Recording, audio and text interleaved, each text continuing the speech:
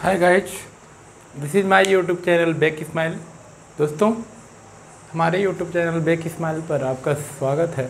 जी हाँ दोस्तों, आज हम क्लास 12 का डबल फर्टिलाइजेशन या दोहरा निषेचन पढ़ेंगे। दोस्तों, केयरफुल होके पढ़िए और यदि वीडियो पसंद आता है तो इसको शेयर सब्सक्राइब हमारे चैनल को जरूर कीजिए। थैंक यू दोस्तों। मैं पृथ्वीराज चौहान इस टॉपिक को स्टार्ट करता हूँ। तो दोस्तों, सबसे पहले फिगर नंबर ए पर आते हैं। फिगर नंबर ए पर आते हैं तो हमें पता क्या चलता है?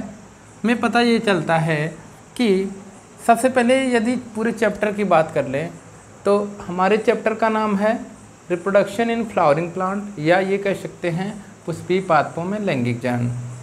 तो पुष्पीय पादपों में लैंगिक जनन की प्रक्रिया में हमने देखा कि नर युग्मक के रूप में आपका पोलन ग्रेन यानी पराग का कण होता है, जो विकसित होकर के एक ट्यूब न्यूक्लियस के रूप में बाहर उसके जर्म पोर्ट से एक ट्यूब न्यूक्लियस निकलती है, जिसमें 3 चीज़ें विकसित होती हैं, जो आपका होता है 2 मेल गैमीट और एक होता है ट्यूब न्यूक्लियस। तो दोस्तों, बात करते हैं इसकी। जब वो ट्यूब न्यूक्लियस निकल जाता है तो वो ट्यूब न्यूक्लियस आगे चलकर जैसे ही परागण की प्रक्रिया होती है, वो परागण की प्रक्रिया के पहले ही ट्यूब न्यूक्लियस हल्का सा निकला होता है, लेकिन जैसे ही वो जाता है परागण की प्रक्रिया द्वारा फीमेल गैमेटोफाइट में, या ये कह सकते हैं फीमेल के वर्तिकाग्र वाले भाग पर, स्टिग्मा वाले भाग पर, तो वहाँ पर जेली जैसा चिपचिपा सा पदार्थ होता है। ये कह सकते हैं शर्करा होती है, जिसको वो एब्जॉर्ब करके फूल जाता है। एब्जॉर्ब करके फूलने के बाद पोलन ट्यूब और भी ग्रो करता है, और ग्रो करते हुए उस वर्तिकाग्र और वर्तिका के रास्ते आता है जर्मिनेट करके, और वो पहुंच जाता है बीजांड के पास। और बीजांड के पास माइक्रोपाइल के रास्ते से होते हुए, दोस्तों ये वाला जो रास्ता होता है ये होता है माइक्रोपाइल यानी बीजांड द्वार। तो इस रास्ते से होते हुए वो पोलन ट्यूब पहुंच जाता है आपका ये क्या, इस बीच वाले भाग को क्या कह सकते हैं, एम्ब्रियो सैक या भ्रूण कोश के पास। भ्रूण कोश के पास पहुंच जाता है। क्या पहुंच जाता है बच्चों? तो जो पहुंच जाता है उसका नाम है पोलन ट्यूब। पोलन ट्यूब भ्रूण कोश के पास पहुंच जाता है, लेकिन पहुंचने के पहले उसके जो 2 मेल गैमेट थे वो एकदम किनारे की ओर आ जाते हैं, और जैसे ही ये पहुंचता है भ्रूण कोश के पास या एम्ब्रियो सैक के पास, तो यहाँ पर दोनों मेल गैमेट उतर आते हैं और दोनों के आगे एक छिद्र युक्त संरचना बन जाती है। अब ये दोनों मेल गैमेट किस कंडीशन में होते हैं? एन होते हैं, हैप्लॉइड होते हैं, अगुणित होते हैं। दोनों अगुणित मेल गैमेट होते हैं, जो कि एकदम पोलन ट्यूब के लास्ट छोर पर आ जाते हैं। पोलन ट्यूब में छिद्र ओपन हो जाता है, और इसके बाद अगर पूरे भ्रूणकोश की संरचना की बात कर लें तो भ्रूणकोश की संरचना में सबसे ऊपर 3 एंटीपोडल सेल होती हैं। क्या होती हैं दोस्तों? 3 एंटीपोडल सेल, या ये कह सकते हैं 3 प्रतिमुख कोशिकाएं होती। एंटीपोडल सेल के नीचे आते हैं सेंटर वाले भाग पर, तो हम देखते हैं ध्रुवीय केंद्रक या पोलर न्यूक्लियाई होते हैं। ये ध्रुवीय केंद्रक की संख्या 2 होती है, जब अभी इनको हम एन या हैप्लॉइड कहते हैं। फिर एकदम नीचे की ओर आते हैं माइक्रोपाइल की तरफ, तो माइक्रोपाइल की तरफ हमने देखा 2 सेल इसकी सिनर्गिड सेल होती हैं। यहाँ पर 1 2 सिनर्गिड सेल होती है, और बीच में जो बड़ा वाला कोशिका होता है इसको कहते हैं एक सेल, और ये भी यन होती है। क्या होती है दोस्तों? यन होती है, और यही फीमेल गैमीट होती है। फिर नीचे आते हैं तो हमने देखा कि पोलन ट्यूब के रूप में 2 आपके मेल गैमीट यहाँ पर पोलन ट्यूब में आ जाते हैं, और पोलन ट्यूब का रास्ता खुल जाता है। फिगर नंबर ए के साथ ये हमने देखा। अब दोस्तों आते हैं फिगर नंबर बी पर। तो होता क्या है? फिगर नंबर बी में हमें कुछ बदलाव देखने को मिलते हैं। यहाँ पे हमने देखा सबसे ऊपर एंटीपोडल सेल भ्रूणकोश के अंदर या एम्ब्रियो सैक के अंदर, और इसके बाद यहाँ पर देखा तो जो दो पोलर न्यूक्लियाई थे, ये दोनों पोलर न्यूक्लियाई आपस में संयुग्मित होकर सेकेंडरी न्यूक्लियस बना लेते हैं। क्या बना लेते हैं दोस्तों? द्वितीयक केंद्रक, जिसको हम टोयन नाम देते हैं या डिप्लॉयड नाम देते हैं। फिर दोनों मेल गैमीट जो यहाँ पर थे, यहाँ से चल करके यहाँ पर आ जाते हैं। इसका मतलब ये हुआ कि यहाँ पर कोई प्रक्रिया हुई, और इस प्रक्रिया में होता क्या है, जो आपका एक सेल था उसके बगल की एक सिनर्गिड सेल, चाहे इधर चाहे उधर, सिनर्गिड सेल से होते हुए ये ट्यूब न्यूक्लियस अंदर घुस जाता है। किसके अंदर घुस जाता है दोस्तों? एम्ब्रियो शैक या भ्रूण कोश के। तो भ्रूण कोश के अंदर जब ये घुस जाता है तो यहाँ से दो के दोनों मेल गैमीट प्लस इसके सभी पदार्थ अंदर चले जाते हैं। कहाँ चले जाते हैं? एम्ब्रियो शैक या भ्रूण कोश के अंदर चले जाते हैं। तो हम यहाँ पर देख रहे हैं दो मेल गैमीट, यानी कि ये भी क्या होते हैं? हैप्लॉयड होते हैं, एन होते हैं, या ये कह सकते हो नर युग्मक दोनों क्या होते हैं? यन होते हैं, अगुणित होते हैं। ये पहुँच जाते हैं भ्रूण कोश के अंदर, प्लस इसके साथ इस ट्यूब से सारे और भी कोशिका के भाग पहुंच जाते हैं। और यहाँ पर हमने देखा कि ये जो पोलर न्यूक्लियाई था ये समेकित होकर के टूयन संरचना बनाता है, जिसका नाम होता है सेकेंडरी न्यूक्लियस या द्वितीयक केंद्रक। हम ऊपर देख रहे हैं जो संरचना है एंटीपोडल सेल ऑलरेडी है या प्रथम कोशिका 3 होती हैं। फिर यहाँ नीचे देख रहे हैं कुछ बदलाव हुआ, जिसमें से एक सिनर्गिड सेल से होते हुए ये एक सिनर्गिड सेल से होते हुए ये ट्यूब गुजरा है, और इसी ट्यूब से दोनों नर युग्मक क्या हो गए? रिलीज हो गए परागकोश के अंदर। यहाँ पे जो बड़ी वाली सेल दिखाई देती है इसको हम फीमेल गैमीट नाम देते हैं, जिसको इसके पहले हमने कहा था एक सेल, यही होता है फीमेल गैमीट दोस्तों। और ये जो होता है एन होता है, एन का मतलब हैप्लॉयड होता है, अगुणित होता है। फिर दोस्तों अभी सी वाला फिगर दिखाई नहीं दे रहा है, तो इसको समझाने के लिए हमको थोड़ा सा सेटअप में बदलाव करना है। Just wait for a moment.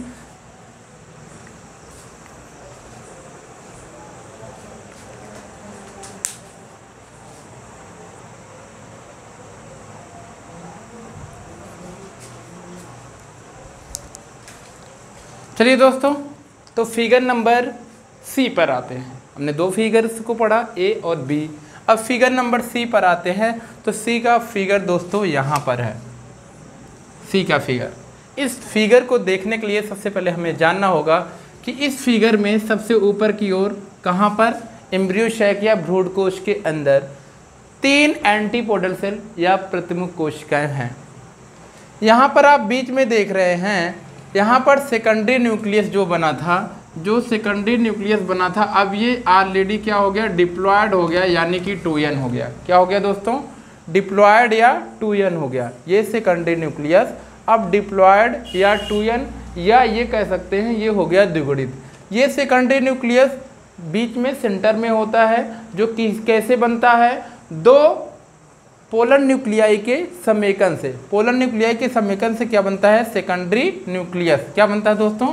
Secondary nucleus. और जो सेकेंडरी न्यूक्लियस का नाम तब देते हैं जब 2 एन पोलर न्यूक्लियाई आपस में समेकित होकर के 2n डिप्लॉयड बनाते हैं, तब इसका नाम हम दे देते हैं सेकेंडरी न्यूक्लियस या द्वितीयक केंद्रक नाम दे देते हैं दोस्तों।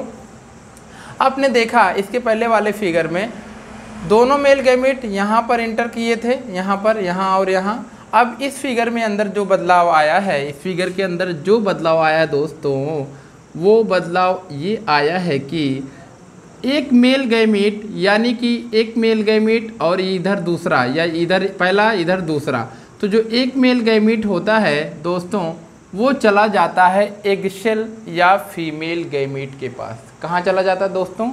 एग सेल या फीमेल गैमीट के पास चला जाता है। और दूसरा जो मेल गैमीट बनता है वो पहुंच जाता है सेकेंडरी न्यूक्लियस के पास, जिसको हम नाम देते हैं सेकंड मेल गैमीट। अच्छा दोस्तों, ये सेकंड मेल गैमेट जो होता है वो सेकेंडरी न्यूक्लियस के पास जाता है। अभी तक ये क्या है, हैप्लॉयड है। क्या है दोस्तों, हैप्लॉयड है। और आर यू नो दैट, आप जानते हैं कि जो सेकेंडरी न्यूक्लियस है ये ऑलरेडी क्या है, डिप्लॉयड है। दैट मीन्स 2n + 3n होगा यहाँ पे।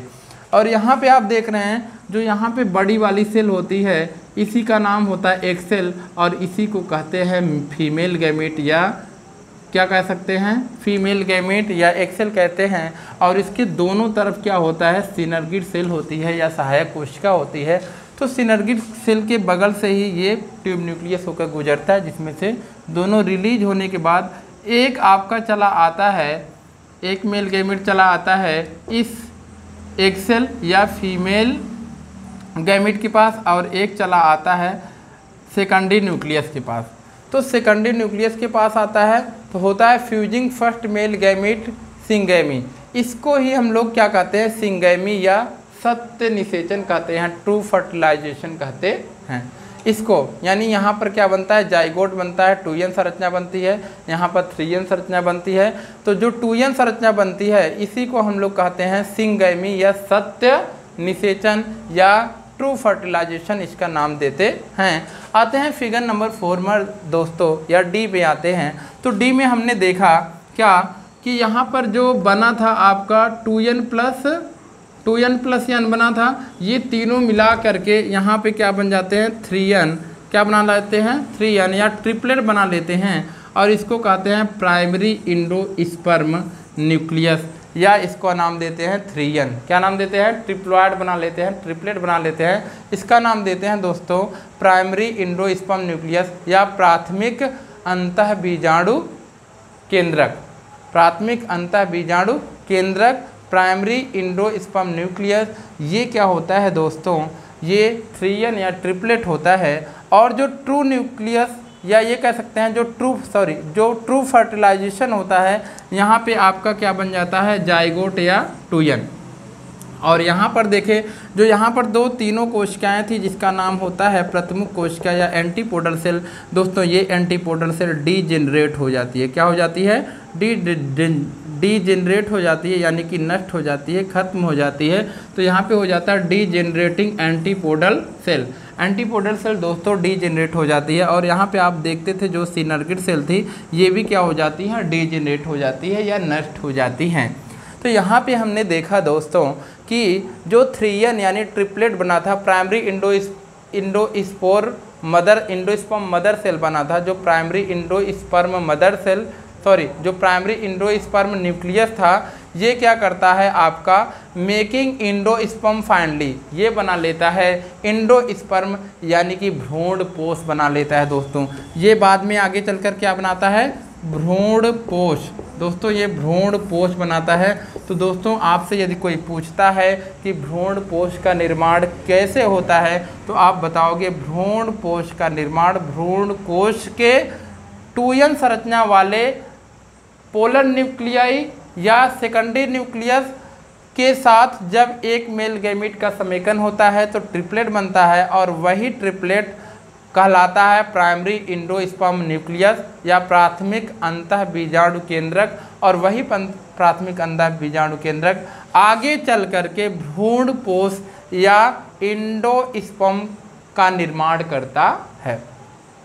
दोस्तों जो एम्ब्रियो का निर्माण होता है वो एक मेल गैमेट का जो समेकन था, जो एक सेल के साथ हुआ था या ये फीमेल गैमेट के साथ हुआ था, दोनों 2n जाइगोट बनाते हैं। और यही जाइगोट आगे चल करके जो फर्टिलाइजेशन यह हुआ था हमने नाम दिया था ट्रू फर्टिलाइजेशन या सत्य निषेचन या सिंगैमी नाम दिया था।